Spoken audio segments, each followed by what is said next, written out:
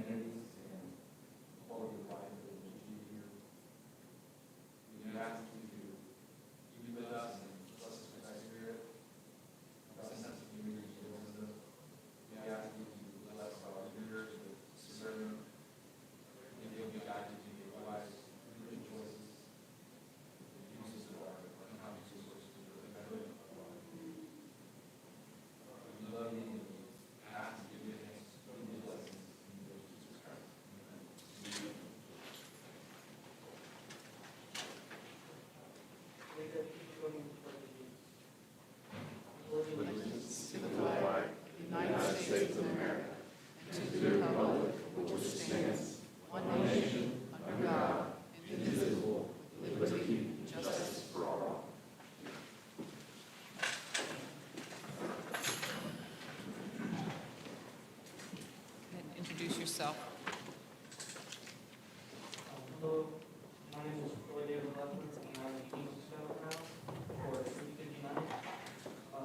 My project took place at Farragut Baseball Team, which is a non-profit organization that I like to coach. My project was putting up 6 shaded areas for the parents and spectators at the baseball games.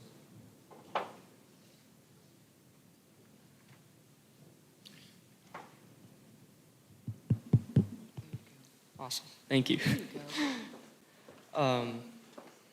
Like I said, it was to put up 6 shaded areas for the parents and spectators at the baseball games, and I also replaced 3 of the benches there for the baseball players.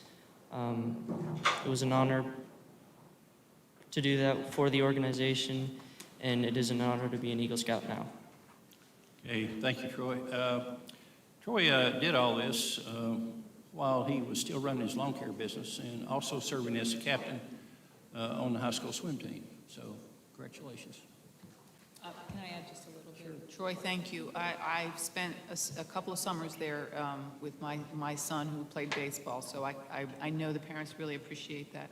Thank you for your contributions to our community. I hope as you continue through your education and beyond that you remain involved with wherever your community that you end up landing in. Please stay involved. We need young people involved in our community. Thank you. And congratulations. Okay, I'll now ask the town recorder to please take attendance roll call for a quorum. Alderman Burnett. Alderman Burnett here. Alderman Myers absent. Alderman Pinchuk. Alderman Pinchuk here. Alderman Pavlin. Here. Mayor Williams. Mayor Williams here. Thank you, Allison. Okay, approval of the agenda. Any agenda amendments? No, sir. None? Okay, I'll ask for a motion to approve the May 27th, 2021 agenda as posted. Move to approve. Second. Okay, all in favor of approval, please say yes. Yes. Let the record show that the May 27th, 2021 agenda has been approved. Next will be approval of minutes. I'll ask for a motion to approve the May 13th, 2020 minutes as presented. Move to approve. Second. All in favor of approval, say yes. Yes. Okay, thank you. Let the record show that the May 13th, 2021 meeting minutes have been approved and will be recorded as official minutes of the meeting. Okay, Mayor's report. Again, I want to thank our staff for their constant sanitation efforts for our facilities, which has allowed all who enter to stay safe. And I'll now yield the floor to the Vice Mayor Poplin for her report. Thank you, Mayor Williams. I just wanted to make a note of appreciation for the teachers and the students in our schools in the town of Farragut. This has been a very, very difficult year, and they handled these COVID and all of the issues that come with it with grace and perseverance. And I'm happy that we are moving to the other side of this, hopefully. And they finished their school year out, and I know everybody was very relieved and just needs some downtime. But I wanted to say that we really appreciate all of our students and all of our teachers for all that they handled this year. So thank you. Okay, thank you, Vice Mayor. Any other aldermen have anything to report? If not, we'll move on to a full slate of agenda items. Okay, ordinances. We have 5 ordinances to review with public hearing tonight, and the first 3 will be for second reading. And also, I'll be asking for roll call vote on all ordinances. Okay, starting with Ordinance 21-10, an ordinance of the Town of Farragut, Tennessee, amending the Farragut Municipal Code, Chapter 12, Section 12-11A, 1 and 2, court cost. Mayor, as you stated, this is second reading of this ordinance. This ordinance, in essence, combines 2 litigation tax with our court costs from an ordinance and a fee resolution into one ordinance. That combined cost would be $115 per citation where a liable or guilty judgment is rendered, and will be included with the state litigation tax. So the motion to approve tonight is ordinance 21-10 on second and final reading. Move to approve. Second. Okay. I'll ask the town recorder if we have anyone signed up for citizen comments or questions No, sir. on anything tonight. No, sir. Nothing? Okay, then it'll be the one question that we have, and that'll be it. Okay, we'll move on to discussion, starting with Alderman Burnett. Thanks, Mayor. I'll pass. Alderman Pinchot. Pass. Vice Mayor Poplin. Pass. Mayor has nothing as well. With a motion and a second, I'll ask the town recorder, please take a roll call vote, please. Alderman Poplin. Alderman Poplin, yes. Alderman Burnett. Yes. Alderman Pinchot. Yes. Mayor Williams. Mayor Williams, yes. Let the record show ordinance 21-10 has been approved on the second reading. Next will be ordinance 21-11, an ordinance of Town of Farragut, Tennessee, amending Farragut Municipal Code, Chapter 2, Article 2, Board of Mayor and Aldermen, Section 2-20, time and place of regular meetings. Yes, sir. There are no changes since the first reading, and this is removing the designated time in the ordinance of 7:30 p.m. to meet and at town halls. Those 2 will be removed for the board to direct a time and place as directed by you all. So the motion is to approve ordinance 21-11 on second and final reading. So moved. Second. Second. And we'll go straight to discussion, starting with Alderman Pinchot. Pass. Alderman Burnett. Mayor, is this the time we're talking about the times for the meetings? Alderman Burnett, there's another agenda item later on that we will Okay, talk no about specific discussion. time. Yeah. Nothing? Okay. Vice Mayor Powell? I have nothing. Nothing? I have nothing as well. With a motion and second on the floor, I ask town recorder, please take a roll call vote. Alderman Burnett. Yes. Alderman Pinchot. Yes. Alderman Poplin. Yes. Mayor Williams. Mayor Williams, yes. Let the record show that ordinance 21-11 has been approved on the second reading. Okay, next will be ordinance 21-12, an ordinance to amend the capital investment program and the insurance fund for the fiscal year 2020-2021 budget that was passed by ordinance 20-07. Yes, sir, there are no changes since the first reading, and the discussion, it's for the capital investment fund. We're increasing that budget by $30,000 for the Watt Road pedestrian crossing. The insurance fund is being increased by $6,082 for the determined contribution for the supplemental retirement program. So the motion is to approve ordinance 2112 on second and final reading. So moved. Second. Okay, with a motion and a second on the floor, do we need any discussion on that? Vice Mayor Pavlin? No? Alderman Burnett? Pass. Alderman Pinchot? Pass. Mayor passes as well, and with a motion and a second, I'll ask the town recorder for a roll call vote, please. Alderman Pinchot. Yes. Alderman Pavlin. Yes. Alderman Burnett. Yes. Mayor Williams. Mayor Williams, yes. Let the record show ordinance 21-12 has been approved on the second reading. Okay, the next two ordinances to review with public hearing tonight will be on the first reading. Ordinance 21-08, an ordinance to amend the Farragut Municipal Code, Appendix A, zoning, Chapter 4, Section I, accessory structures and uses, subsection B, and Chapter 4, Section 23, site plan regulations, subsection C, 6R, to address the screening requirements for below-grade refuse collection and recycling systems. Benova LLC applicant. I'm Bart Hose. I'm the Assistant Community Development Director.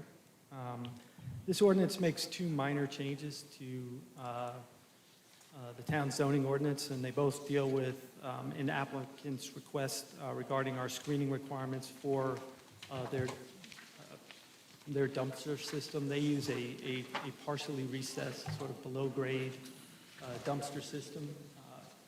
They originally asked for some consideration to just allow for landscape screening, but the Planning Commission felt that could be problematic from an ongoing maintenance standpoint. The town's always required, or at least for a number of years, has required screening of dumpsters and recycling and other solid waste refuse type containers on commercial sites.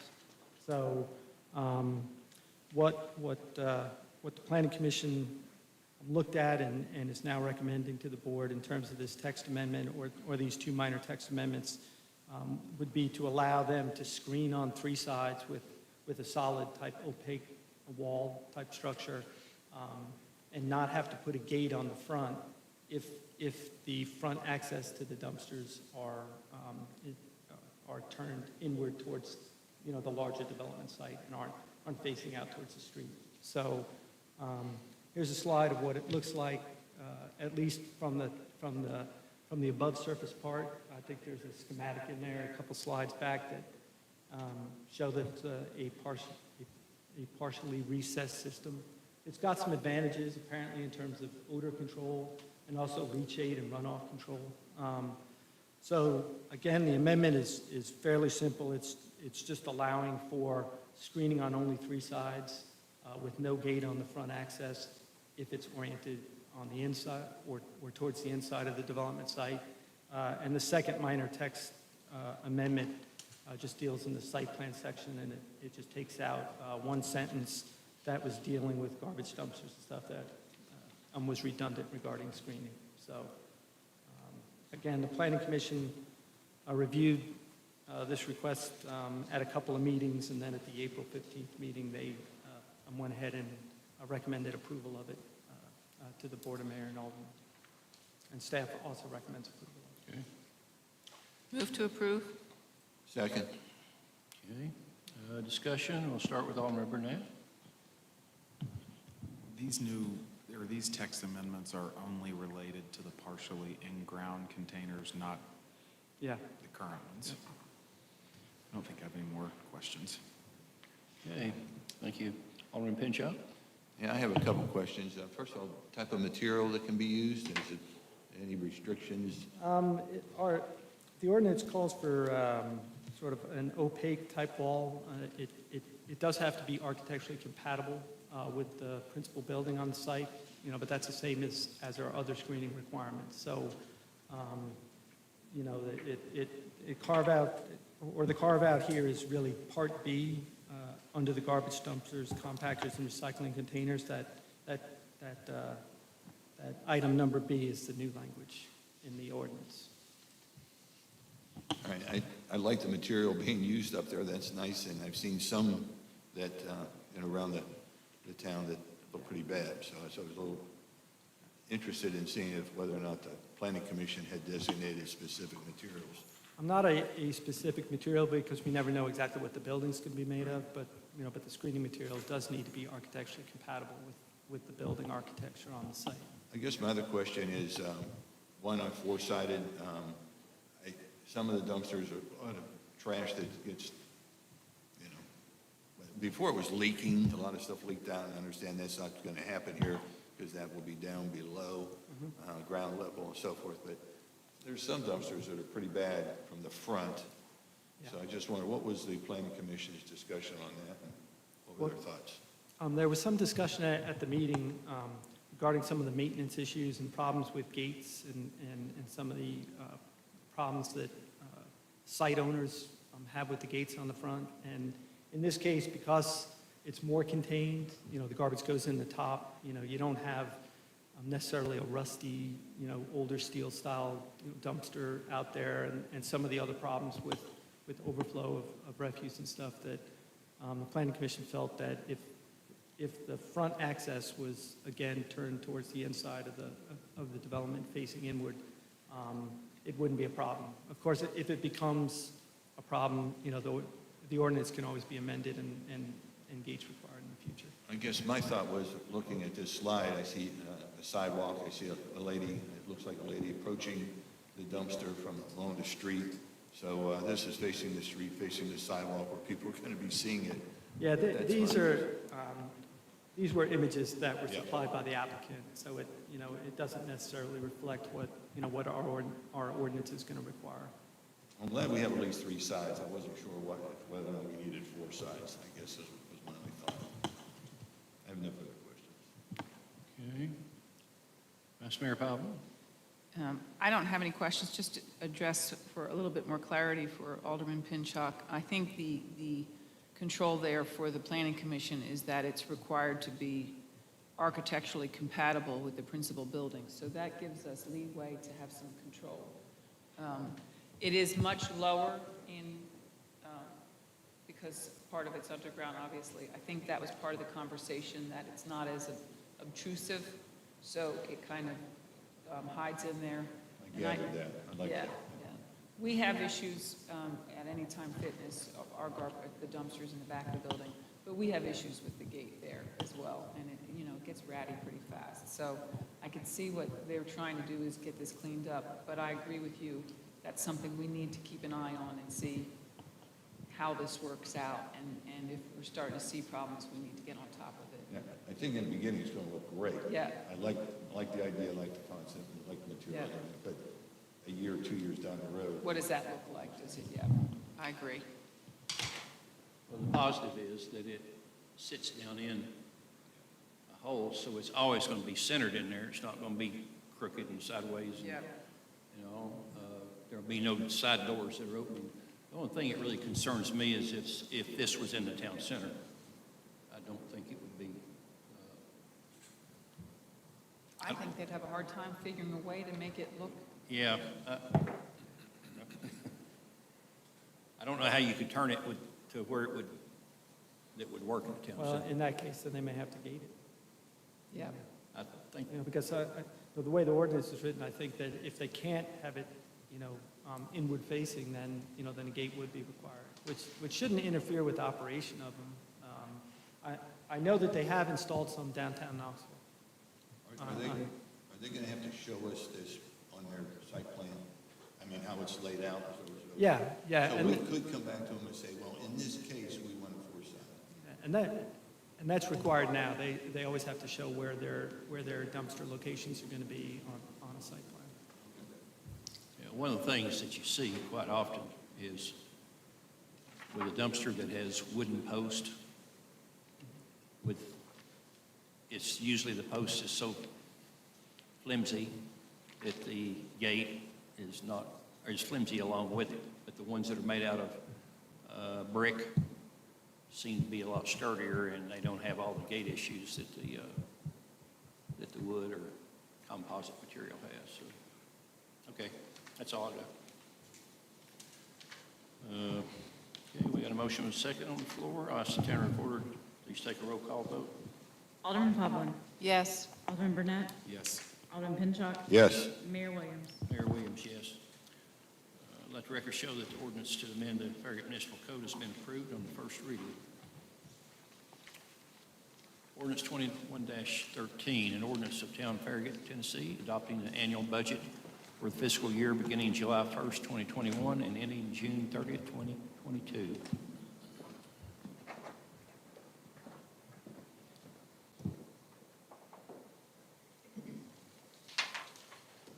Thank you, Mayor and Alderman. This is a first reading of our ordinance to approve the annual budget, and this is a long process that we go through. It's an important process, and I tell you every year, I think it's the most important thing the town does because it sets our priorities for the year. It's based off our vision, our mission, our priorities of our critical success factors, and we want to make sure that all of our monies that we are spending are going toward reaching those goals. Just to reiterate with the board, and I know you all know this, but our citizens sometimes don't know that our vision is redefining a quality of life with a beautiful, close-knit, connected community where families and businesses thrive. And we have several critical success factors that we talk a lot about throughout the year. We reach our goals, our departments talk about these, providing excellent parks, rec, and cultural amenities, building and maintaining the town's infrastructure and assets, enhancing the town's financial position, regional leadership and collaboration, advancing a high-quality built environment, supporting and caring for a committed workforce, and promoting a convenient retail and services destination. There are several initiatives underneath each one of these priorities. We've talked much about them over the last several months, and we budgeted for those in our budget for this year. As we look at our budget, we have these workshops that start back in early February and March. We start talking about our general fund revenues, and that's obviously where we start at and begin to think about the process for not only the current fiscal year we're in, but also how do we look going forward. With COVID this past year, obviously our revenues were up in the air this time a year ago, and now they have come back and are doing quite well. If we look at our revenues for this next year, what we project for FY22 in general fund revenues is right at $12.2 million. We always budget conservatively. We always look at maybe less revenue than we probably could get. We also budget more expenditures than we think we're going to spend. And that way, if we do have a COVID type year, we're going to have a little bit of wiggle room there in case something occurs that we can pull from fund balance or pull from the reserves that we have. That's suited us well over the last 10 years, and it continues to serve us well. If we look at our sales tax revenue, that is the number one producing revenue structure for our town. It makes up 57.4% of our total town revenue, and we do anticipate this coming in around 2% more next year at a little over $7 million.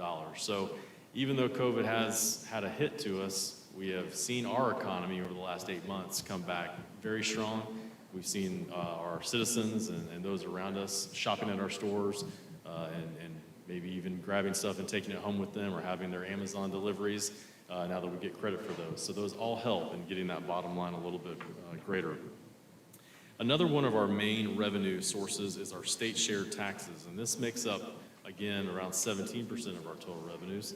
State share taxes next year for the general fund are going to be around $117 per person is how that gets paid to us from the state of Tennessee. And the additional monies all go to state street aid, which I'll talk about in a few minutes. These are our two largest revenue sources. That makes up around $2 million a year in revenue for us. And if you look at all of our revenue sources combined, you can see there that the Halls tax, I want to talk about that just for a second. This will be the last year that we budget for the Halls tax in FY22. I think the board recalls the legislature has eliminated that tax, so this next year will be it. We project $400,000. It's always a conservative number. We have been for several years now budgeting that only as a one-time expense, usually going to the CIP. We don't want to have a reoccurring expense to rely on that since we knew it was going away. But again, that is a one-time, the last year that we'll be receiving the hall tax. Looking forward to our general fund expenditures, this next year we anticipate expenditures of $8.1 million, which is around a 14% increase over our FY 2021 estimate, end-of-year estimate. Obviously, in 2020, at this time, we were cutting our budgets back several $100,000. We kept those flat all of FY 2021. And so this year, we are having those revenues or having those expenditures be resourced again and restored. We're also implementing quite a bit of personnel changes this year. We did a classification and compensation study. We found out that we were below market in several areas, and so there's around $480,000 in additional personnel investments that we're going to be making with both the added personnel and also adjustments in salaries and ranges for positions. The last thing that we have been looking at the last several weeks is our health insurance plan. We had some initial large numbers that were brought back to us for renewal. However, we were able to look at the state of Tennessee plan, and we think that we're going to be able to have a cost-neutral plan for this year moving ahead. Overall, our operating versus our personnel expenses were about 69% on the personnel side of things, with 31% the reoccurring operation costs that we have. And I think if you look at an overall 10-year history of our revenues and expenditures, you can see that this is where we really have been able to save and be debt-free as a community. We've been able to put money away into our CIP, our state street aid, all the other funds that we have to provide for and pay cash for, rather than having to go issue bonds for different projects. So that's been an important aspect to our budget. This year we project around $4.1 million in revenue over expenditures. We're going to be able to add $2.4 million to our rainy day fund, and our fund balance at the end of the FY 2022 year will be projected at $19.2 million. Very healthy, and we should have a very strong year for our general fund. The next fund I want to talk about is the State Street Aid Fund. This is the fund that we typically repave all of our roads and do any kind of bridge work, any kind of striping detail that we need to do. This year we project revenues of $814,000 from the state of Tennessee for that fund, and we expect expenditures of a little over $1 million. We are going to transfer from the general fund to the State Street Aid Fund $225,000. And then at the end of FY 2022, we project around $2 million, a little over $2 million in fund balance in that fund. In our tourism fund, this is a special revenue fund, a relatively new fund for the town. We did not begin with the COVID-19 pandemic. The board delayed the implementation of the hotel motel tax until September of this past year. That's a 3% tax on occupancy of hotel night stays. With this past year, we received around $170,000 in revenue, and we project next year to be around $253,000 in revenue. And then we project expenses to be equal to that. We do not spend more than we receive in the hotel motel tax in that fund. For our equipment replacement fund, this deals with all of the major trucks and equipment, any kind of maintenance equipment that we have that we replace on a regular schedule. This year we have expenditures of $183,500 with a transfer of the general fund of $200,000. In the end of the year, we project a fund balance of a little over $1 million in the equipment replacement fund. We also have the ADA Capital Projects Fund. We started this fund in 2018 when we developed our transition plan for ADA. We project to put $50,000 away into this fund. However, we're going to be doing quite a bit of curb ramp changes this year when we resurface our streets, and that money will be spent out of the State Street Aid Fund. So this is a projected fund balance of around $100,000 this year in our ADA Capital Projects Fund. Our next fund is the Capital Investment Program. I know the board's had several discussions and workshops on this fund. We project $7.2 million next year in new projects planned to get underway. These include sidewalk and greenway extensions, additional bike hiking trails with parking at McPhee Park, 2 additional tennis courts at McPhee, stormwater improvements, and construction funding for Union Road improvements. A lot of the funding from this comes from around $6 million comes from the town with CIP reserves and transfer from general fund, and also $3.4 million from federal and state matching grants. Overall, at the end of FY 2022, we project a fund balance of $10.6 million. And obviously, with the CIP, it's a 6-year process that we look at long-term, but we only budget for the year that we're in, the FY 2022 year. Our last fund is our insurance fund. Our insurance fund is really in place for a closed retirement plan that we've had for several years now. We have a fund balance of $100,000, a little over $100,000 in that fund, and we do not anticipate having to put any additional dollars in it for this year. I want to thank Allison Myers, our town recorder and finance director, for putting this budget together, all of our department heads for their hard work and getting all the numbers and finding out from their staff the different priorities and needs that they have, and certainly from the Board of Mayor and Aldermen for your help and assistance in getting these priorities straight. So with that, I will be happy to answer any questions, but we do recommend approval of Ordinance 21-13 on first reading. Move to approve. Second. Okay. We'll move on to discussion in. Alderman Pinchot. I have nothing, no questions, but I want to again thank you, David, and the entire staff for the hard work you put into this, and the results are commendable. Appreciate it, everybody's work. Thank you. Alderman Burnett. Yep, I have no further questions as well. I echo Alderman Pinchuk's comments about the time, effort, and work that went into this. I'm excited about this year's budget. Vice Mayor Pablo. I just have a quick question. I know that we started the ADA fund in 2018. I know that a lot of the things that we're doing, we've checked quite a few projects off our list.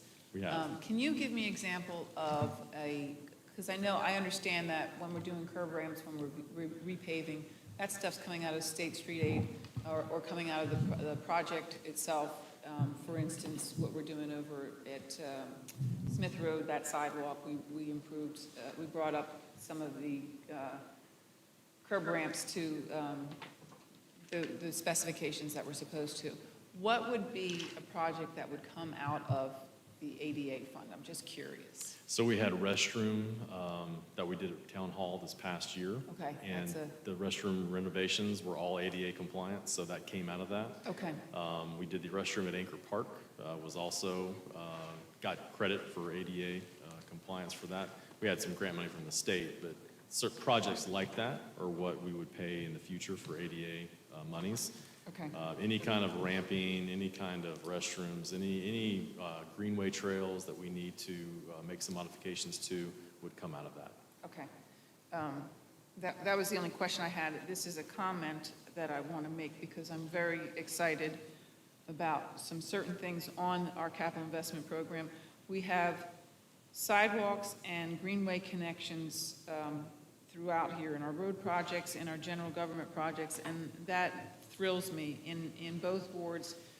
Getting closer and closer to getting a lot of our community connected is so important. I think this is the #1 asset that sets us apart. That and our parks sets us apart from a lot of communities, having these trailways connections in our parks. So I'm really happy about that. That's just, it's really exciting. So that's all I have. But thank you. Can I ask one more question? Sure. Alderman Pavlin was just asking. As far as the ADA, it's a 7-year, is that correct, 7 years? How many years do we have to complete the ADA? No, we have about 30 years to complete all the ADA projects. Yes. Don't put me on too much There of a you time go. crunch for that, Alderman Pinchuk. Okay, 30, how are we doing? I think we're making great progress. We have done a lot of work in just a short period of time on trying to address a lot of the ADA. Like I mentioned, a couple of restroom projects already, which cost a lot of money when you start renovating restrooms. So the fact that we are putting on our plan about $50,000 a year in order to keep up with that. Plus, we know every time we resurface a street, we're going to have to go in and do the curb ramps. That's quite a bit. And McPhee Road is what we're going to be doing next year, along with some subdivisions in town. That's 30 some odd curb ramps, I believe. Is that right, Daryl? Yeah, it's a lot of curb ramps. When we put that together, what was our budget? What did we think we were going to spend on ADA? I think we projected 100 to 150,000 a year on ADA projects. Total, what was the total number? Do you remember? The total for all Oh, it the was projects. around 7, a little over 7 That's million. where I got the 7. That's your 7 number, yes. Is that the mountain that time frame mixed up? Well, and my understanding is, as long as we're demonstrating to the federal government that we are making progress on knocking these projects off, we're not going to get much grief. And it's obvious that that's what we're doing. We've I did- already been requested, sorry, I didn't mean to Yeah, interrupt. go ahead. We have already been requested from TDOT for an update on our ADA plan, and Janet has already turned that into them. So Well, they they have not probably- had any issues so far. Several page list, I'm sure. Yes, it is. So, and obviously, as projects get knocked off, is she just kind of moving them to the bottom and saying checked off, or is she just checking them off in the list? We have a very, very lengthy list, and Yes. so every time it gets checked off, we write it in, we talk about how much we spent and what it was for. Okay. And then we have a priority list, it's kind of 1, 2, 3, 4. Yeah. We're trying, obviously, to get to the highest priority first, but if we have a road project that has curb ramps on, then we obviously will be taking care of those things. I wanted one final statement, was the, having an organized vision for how we're going to handle our stormwater. That is a huge, huge deal and a big relief as our town continues to age, that we're actually handling that and getting on top of it. I really appreciate you guys' efforts, because I know that was kind of like what comes first, chicken or the egg. So I'm comfortable and feeling very good that we're at this point. So thank you. You're welcome. And one minor, but probably major item I will mention is that with the American Rescue Plan Act that was just approved by Congress, we're still reviewing that and trying to determine how exactly we can use those dollars. We're going to be meeting with the Tennessee Comptroller here in the next few weeks when he comes to Knox County and getting some more information from him and more guidance from U.S. Treasury. Assuming that we can use it for stormwater, we're going to have a lot of projects to be doing here in a short period of time for that type of project. I'm sure that makes Darrell very happy. It's like drinking from a fire hose at this point, isn't it? Just add it to the Yes. long list of things to maintain and do. Thank you, that's all I had. Okay, y'all covered about everything and we have a motion that's been seconded, so I'll ask, this being a business item, all in favor of approval, for the approval, say yes. Yes. Yes.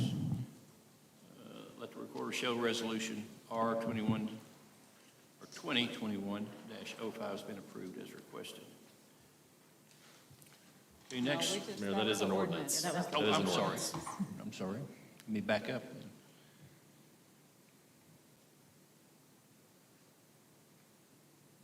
I guess we'll have to have a roll call vote on that, please. Alderman Burnett. Alderman Burnett, yes. Alderman Pinchuk. Alderman Pinchuk, yes. Alderman Poplin. Yes. Mayor Williams. Mayor Williams, yes. Let the record show ordinance 21-13 adopting the annual budget for this fiscal year 2021-2022 has been approved on first reading. And next will be the business items. We have two on tonight's agenda. Approval of Resolution R 2021-05, FY 2022 fee schedule. Yes, sir.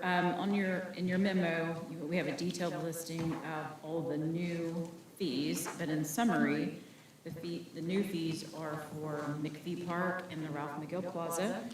And Sue Stoll is here if you have any questions about those two new fees. The motion is to approve Resolution R 2021-05, fiscal year 22 fee resolution. Move to approve. Second. Okay. Okay, we'll start out with Alderman Pinchuk on discussion. Sue, I got a couple questions for you.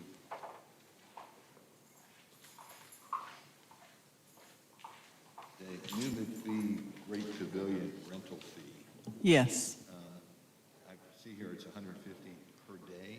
yes, yes. What was the thoughts and reasons behind that price and for the whole day instead of breaking it down? But right now, on all of our other pavilions, we have 2 slots a day, a 9 to 2 and a 3 to 8. And so, but with this particular pavilion, it doesn't have permanent tables and chairs. So when someone rents it, it's going to take a while for them to move tables and chairs out because it'll be a self-setup. We have tables and chairs in the storage. We don't have staff to do that for people. They'll be able to take them out, set it up, or if they want a rental company come in. So when you add all that time, it's pretty hard to get all that done in a 5-hour period. $150 seems awfully low for a whole day. It is, That's like a fair again, price for someone. it is, you have, it comes down to the setup.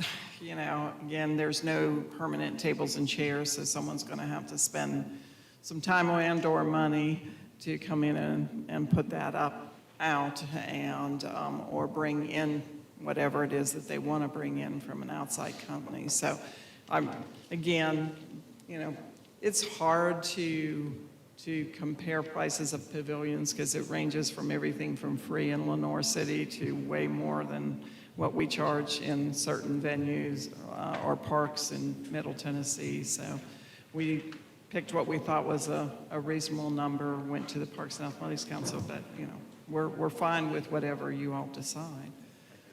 Of all this, that was the one concern I had, is I thought that $150 per day was awfully low, and the $250 refundable. I don't know how much money we have invested in tables and chairs, but I got a feeling it's a lot more than $250. I have no idea, but I got a feeling over a period of time, those tables and chairs are going to get beat up, putting them away. They will, they will. So I'm just wondering if we should reconsider a little higher fees, but I'd like to get other members of the board's thoughts on this.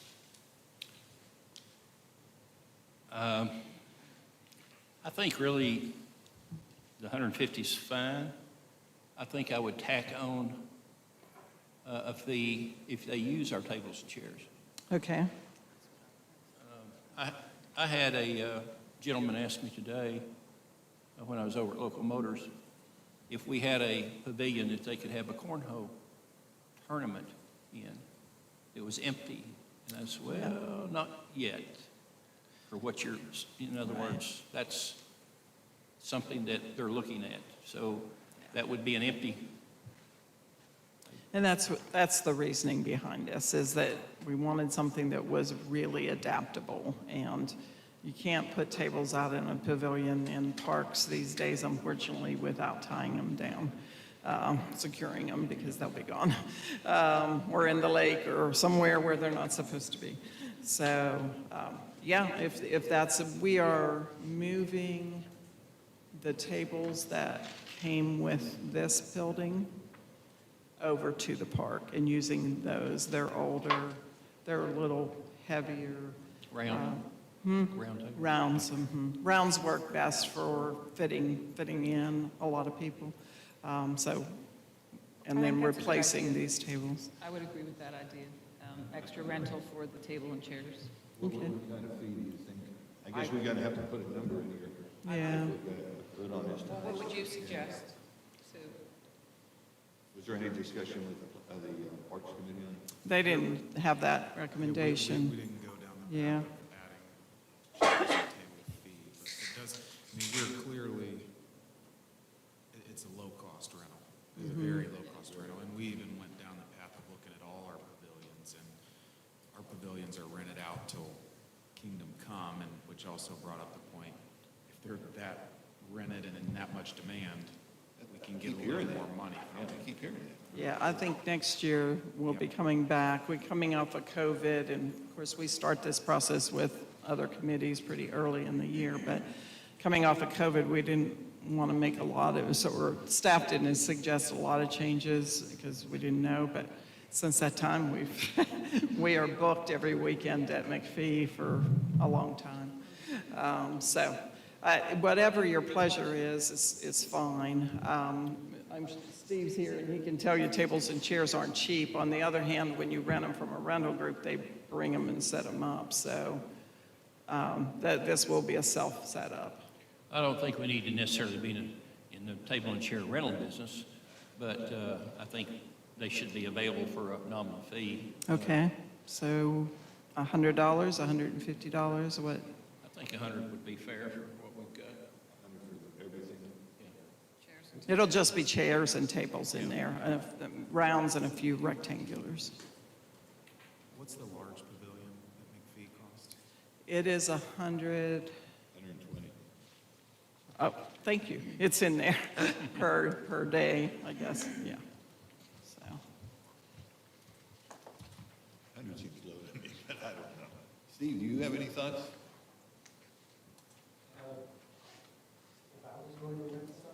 we don't want to, you know, we don't want to turn anybody away, but at the same time, I think it's fair that we get something for this, because, you know, it's going to depreciate, and then we're going to have to replace it. How big of the pavilion is and how many? 120. 120 people. Undercover.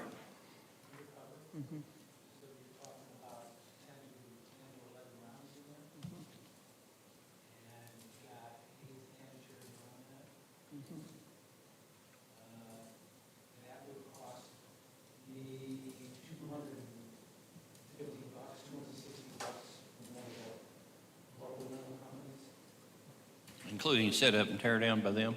Well, they'll drop it off. Yeah. Oh, they'll just drop it off and you have to set up? They'll drop off and pick up. Okay. Now we just,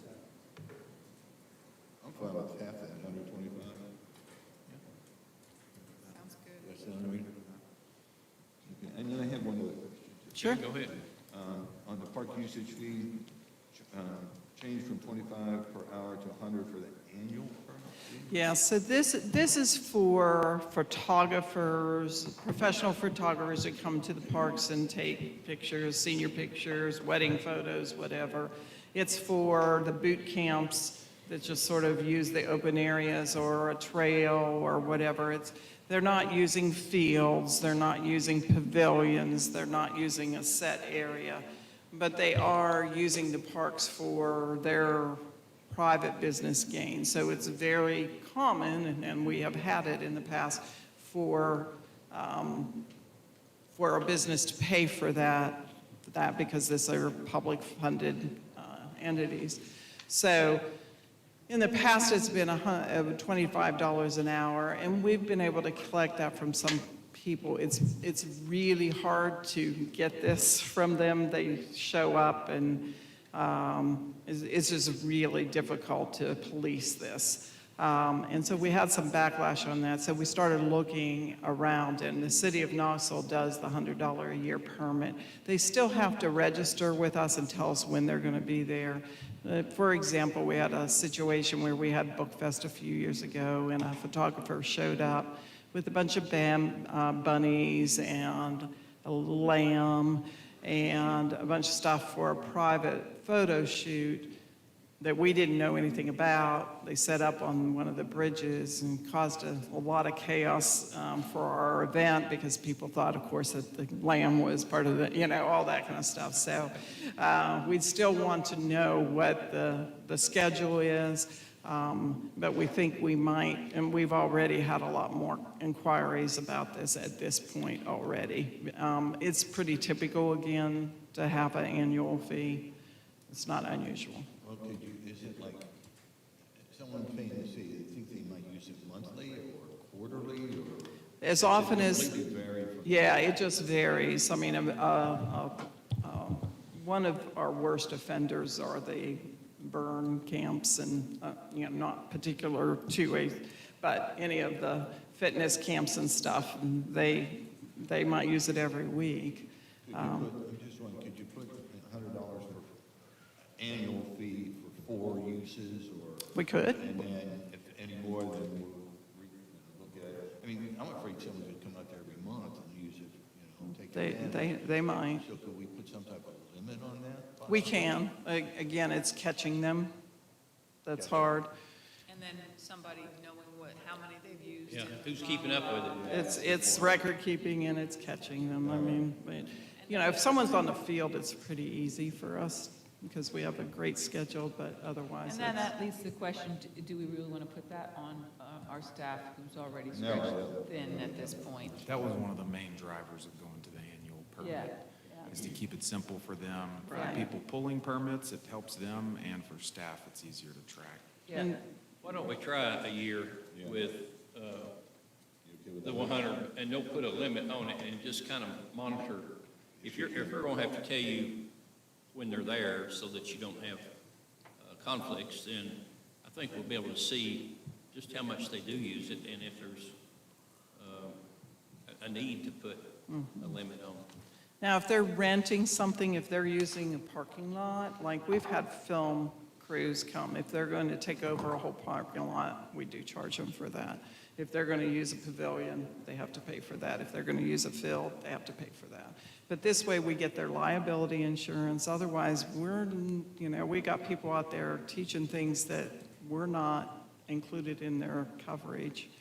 It's a little upsetting sometimes, or worrisome, I guess is the word, worrisome sometimes. I have no further questions. Thank you, sir. Okay. Alderman Burnett? Yeah, just a few thoughts. From the Parks and Rec Committee, one of the overwhelming themes was, we're going to look at this in a year. Like, we're putting this together, we want it to look right and feel right, but we'll need to readdress a lot of these, or some of these, at the end of the year based on usage. Some of the other feedback from the committee was a strong sense of, this is a community park. This is not Watt Road. Watt Road's very different, and it works well, and that's where we push that type of usage, and we just wanted to make sure that we protected the feel of allowing the community feeling like they can come over just about any time. Sure, there's going to be rentals, but the courts will be open. Some pickleball will be open for drop-in. Basketball will be open. All those main drivers for use. It's not going to be like, well, I can't get on there for 2 weeks because we rented it out to this club, this club, this club, this club, which I think is going to be in high demand. Yeah. And that's a good thing, but a strong sense of it's a community-based park for the Farragut community. We also do rentals, but very strong, and we didn't want this park ripped out from our feet, given to, Cedar Bluff and Beard, all those people coming in to use it. So that was kind of an overwhelming theme of discussion, along with looking at the fees at the end of the year. Kind of two things on the Great Pavilion. One, I really want to get to a place where we can do 2 rentals a day when it makes sense. A whole day for one event is very few events that will need that for a whole day. Most will need 2 to 4 hours. I get the setup, and that makes sense. I don't know why, but I was under the impression there would be some permanent seating in the pavilion. I don't know. I think that's something we need to strongly consider. On a daily basis, coming over there and having families and having that great lawn with no refuge from the sun. Now, I understand the trade-off is being able to use it for all kinds of different things, and that's the trade-off. There's no simple way that I know of that you can have tables that are safe or benches that are safe and out and not have them bolted down. I like that we have one that's, the other, how many, we have 3? Did I see that we have 3? We have 2 at McPhee. Okay. And both of those 2 existing that have, The permanent I tables. like that we have one that's very flexible. Certainly for someone who might be having a small wedding, doesn't need all of that. You're giving them the opportunity to do something different with that space.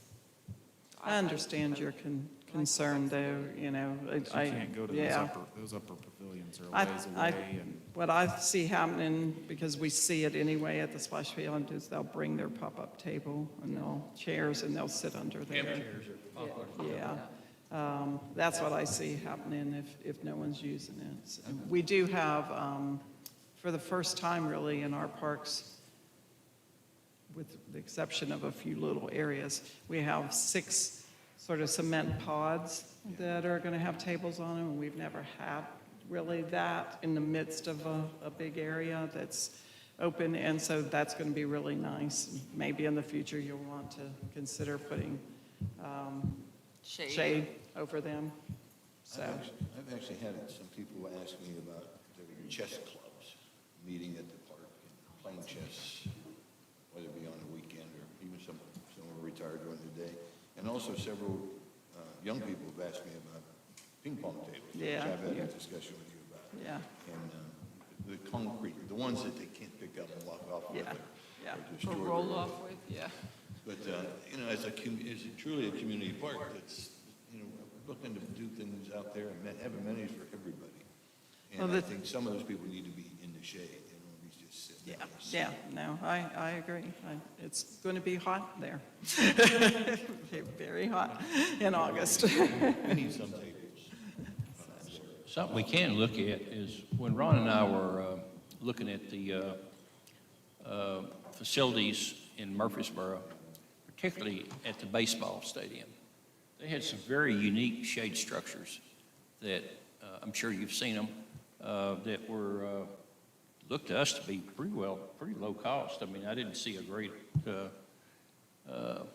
Maybe we'll ask Troy, what did you use for your shade structures? I use 4x4s to anchor them by the corners, and then I just use the regular cabling to spread them out. Okay. What material? Canvas or? It was, I don't know, it was the Home Depot brand. Okay.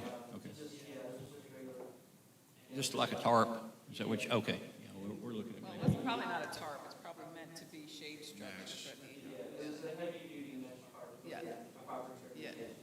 Well, the ones we saw in Murfreesboro were similar to what, it's two shade structures out by the splash pad. Yeah. That's basically what it was. Yeah. Concrete, 4 poles, and just some Yeah. And there's light material. ones that are like sails. You know, you'll see those quite often on playgrounds, but you see them over tables. So it may be something to look at the future to cover a couple of those tables. So there will be benches close to the Great Pavilion, the permanent benches there, but they won't be under cover. So I think the key is how you put the shade structure for, as far as sun rising versus sun setting. Because sun setting is really when you need it, because most of the time in the morning it's a little cooler, but heat of the day and afternoon you need to have it to where it actually shades from the setting sun. Things to watch going forward, right? oh yeah, there's lots of ways to spend money. That's all for me. Okay, Vice Mayor Pavlin, I have nothing more. nothing? Yeah, I've already said what I need to say, so with the motion and second, I'll ask all in favor of approval, say yes. Yes. Yes. Okay, let the recorder show the resolution R 2021-05 has been approved as requested, for sure this time. Okay, next will be approval of time and location for board, mayor, and alderman meetings. Mayor, could I, small interruption? Oh. We skipped over the rebate discussion, the hotel rebate.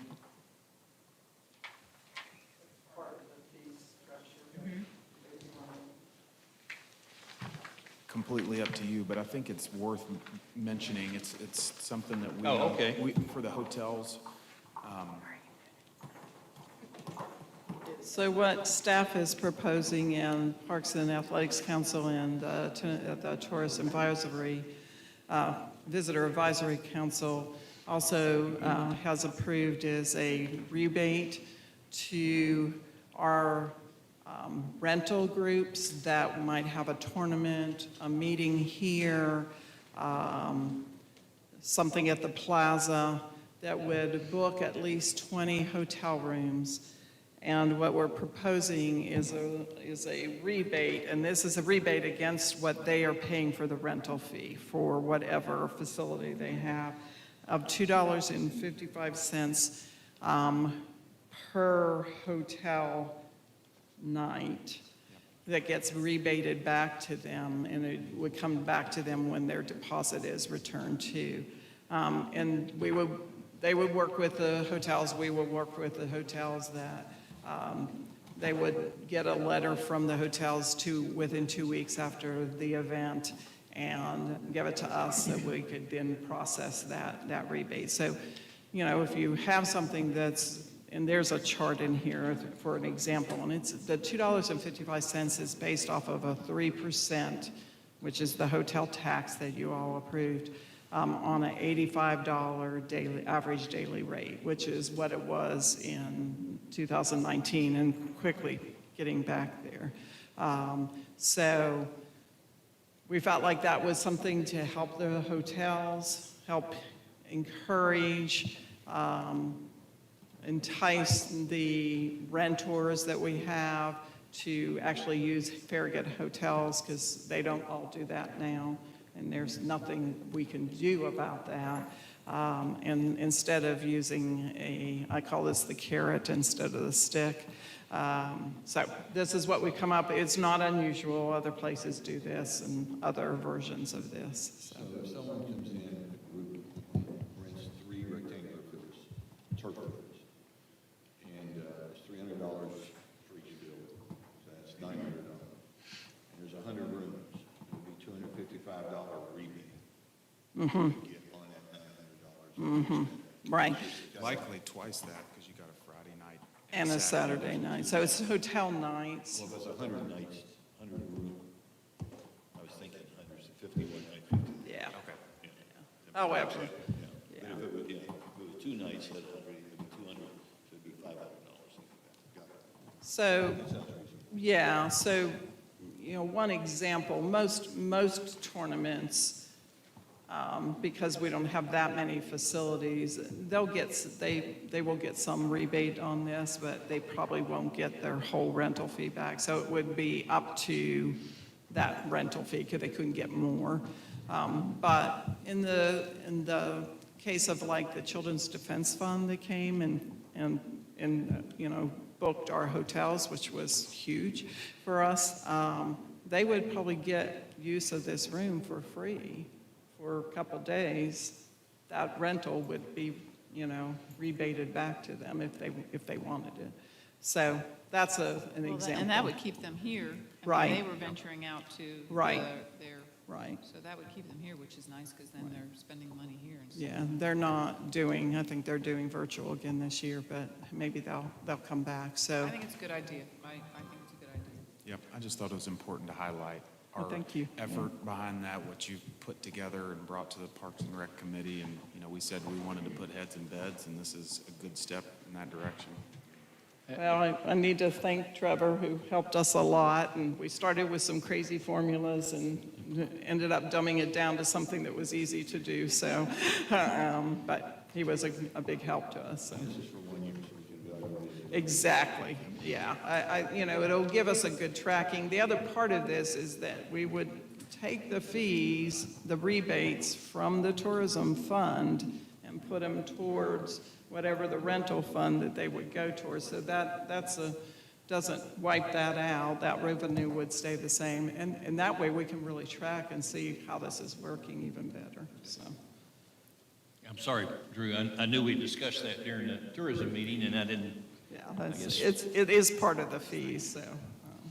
Mayor, if I can, we probably need to look at this resolution 2021-05. The way the board just adopted it was without the $125 extra use for tables and chairs because of the original motion. All right. So what we would need to do is have a motion to reconsider R-2021-05 and vote on that reconsideration, and then have an amended motion to add that to it. I'm going to move to reconsider resolution, whatever the resolution is. R21 or 2021-05. That one. I'll second that.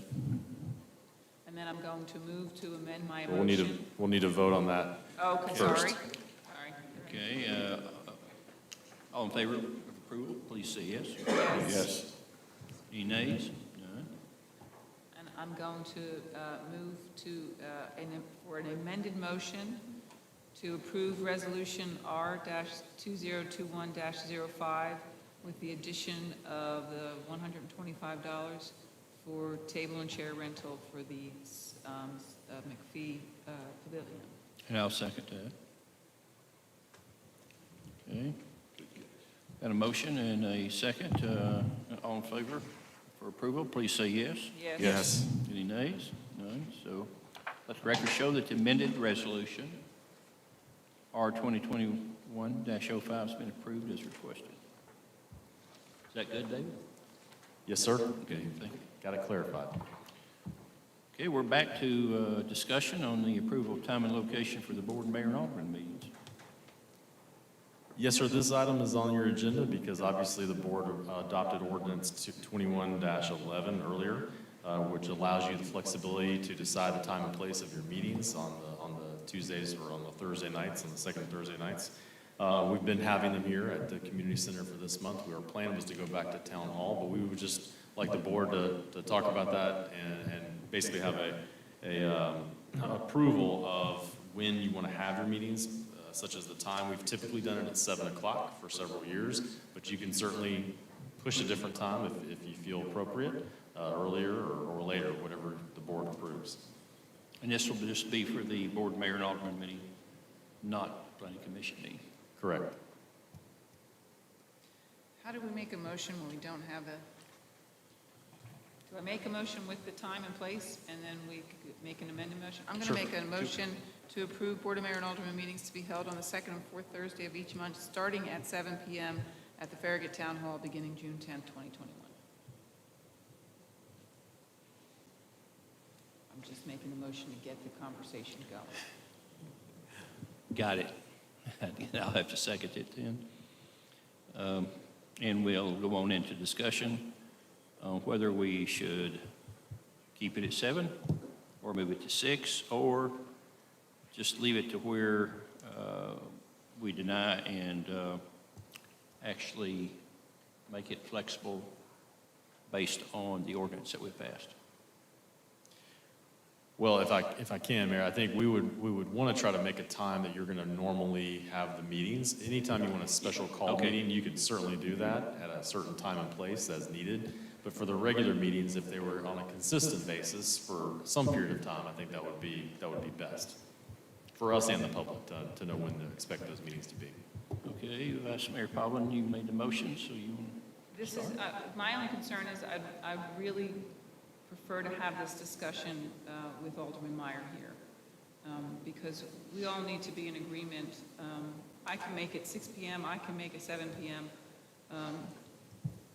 Unfortunately, my work is the town of Farragut, much to my husband's chagrin, but, you know, just, Alderman Meyer has a day job, and certainly Alderman Burnett does. So, and, I'm sorry. I had a chance to discuss this with Alderman Meyer today.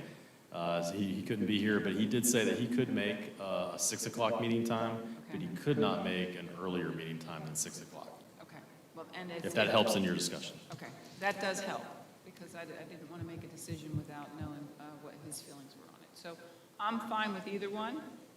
It depends, I think it depends upon the rest of the feelings of this board, so. okay, then, in that, I'm fine with either time, 6 p.m. or 7 p.m. in that case, let's move on to Alderman Burnett, who still works, and he coaches. So, David would disagree with that, but surprised I didn't hear a noon thrown out there midday. I like the 6 o'clock time frame. Selfishly, it works better for me, allows me to get to more of my kids' sporting things, but in talking with David and understanding kind of staff and needing, you know, having them stay over, I think that would be a really good help to have it a little earlier, in my opinion, just to kind of help bridge that gap. I would be open to earlier, but hearing that may not be possible for some. I'm in favor of 6 p.m. I'll chime in as well, and the same, 6 p.m. and Alderman Pinchot. I'd like 6 o'clock myself. I guess my only concern is for workshops. If we have lengthy workshops, are we going to start them at 5 or 4, that sort of thing? So maybe if we know we're going to have a lengthy workshop. We can move it to 7, yeah. Yeah, well, because we're going to be here anyway, or there. So I'm okay with this. Good. Okay. And then, so I'll make an amended motion to approve Board of Mayor and Alderman meetings to be held on the second and fourth Thursday of each month, starting at 6 p.m. at the Farragut Town Hall, beginning June 10th, 2021. Okay, if there is no more discussion, we'll move on. I did second that, by the way. We'll move on to a approval by saying yes. Yes. Yes. Yes. You let the record show that time and location for the future Board Mayor and Alderman meetings will be at 6 p.m. on the second and fourth Thursday of the month. That good, Dave? Yes, sir. Well, that covers that. Next is Town Administrator's report. You now yield the floor to our Town Administrator. Thank you, Mayor. Just a couple of announcements. We have got a couple of new employees that started this week in our Parks Department. Sue's been getting them trained up.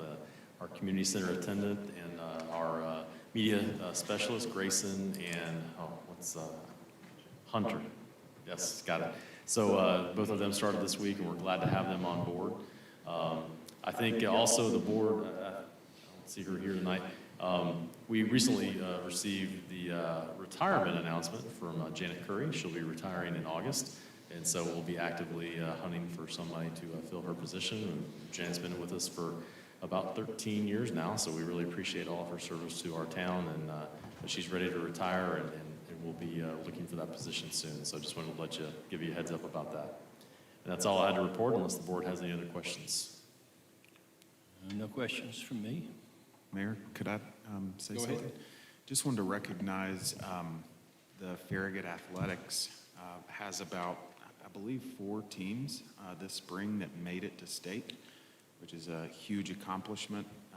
The 4 I know, and excuse me if I miss 1 or 2, but we got soccer that made state, we got softball that made state, baseball that made state, and some track and field members made state from the team and did very, very well. All the teams did well, and I think softball is still in it right now, but just a tremendous spring sport show out for Farragut High School athletics.